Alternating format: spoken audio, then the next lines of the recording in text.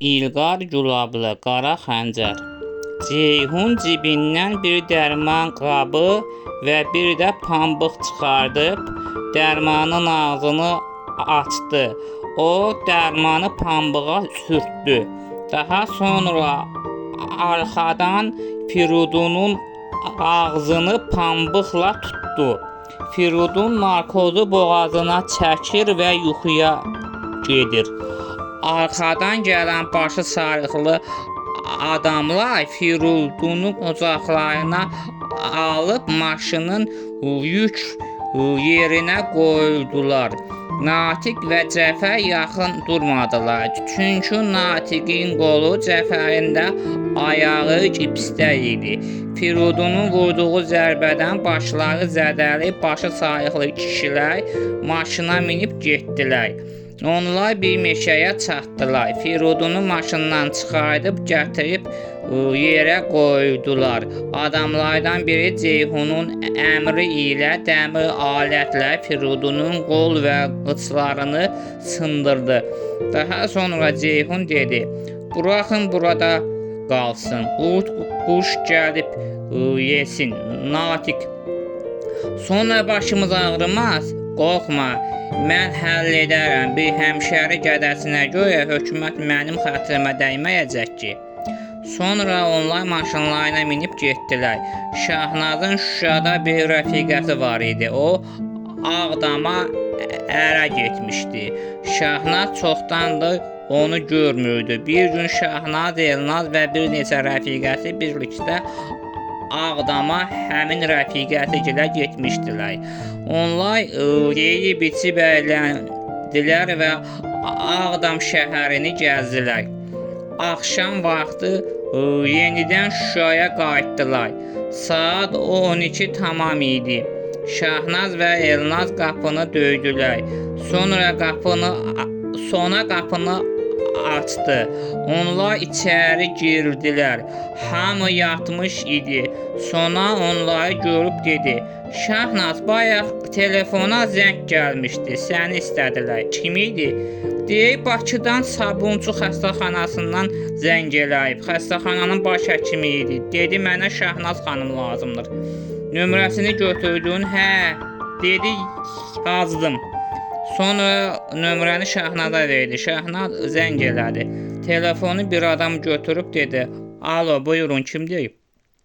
"Mən Şahnaz Ağayeva. Sizdən mənə zəng gəlib."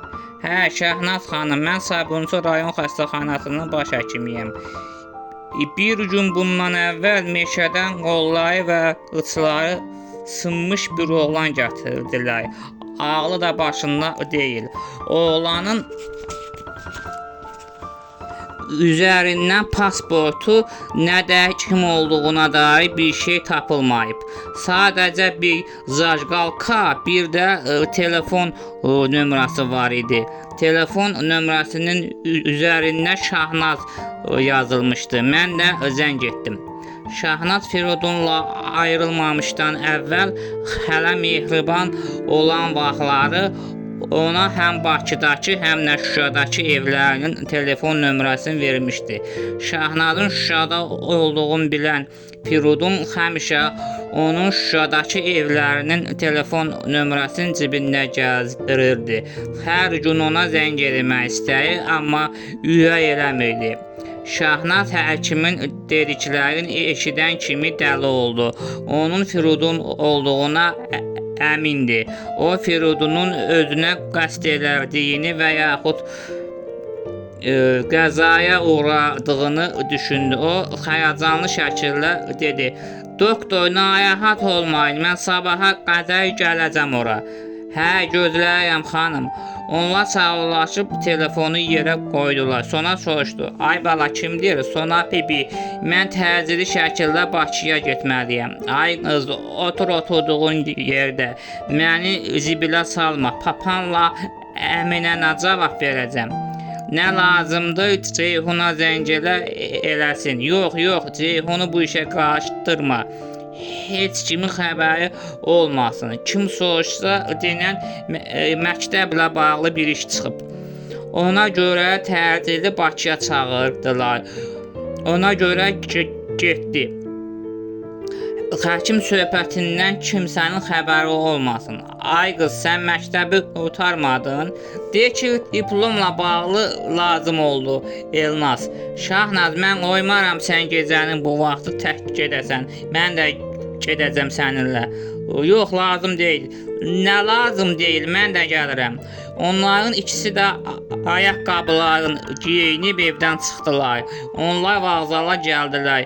Elnaz yol boyu Şahnaza nə olduğunu soruşdu. Şahnaz dedi: Elnaz, həkim dedi ki, meşədən yaralı bir oğlan tapıblar. Üstündə də bizim evin nömrəsi. Mən də Şuşadakı evimizin nömrəsini ancaq Firuduna vermişdim. Hə, nə Firudun? Hə, Firudun. 100% odur. Yəqin ondan ayrıldığım üçün özünü maşının altına atıb. Onlar bir maşın danışdılar. Axşam saat 1-dən çıxıb səhər saat 8-ə qədər gəlib Bakıya çatdılar. Şahnaz baş həkimin otağına getdi. Elnaz da onun yanında idi. Onlar qapını döydülər. Həkim onları içəri dəvət etdi. Onlar salamlaşıb söhbətə başladılar. Şahnaz dedi: Doktor, mən Şahnaz Ağayevayam. Axşam sizinlə danışam. Hə, qızım, bildim.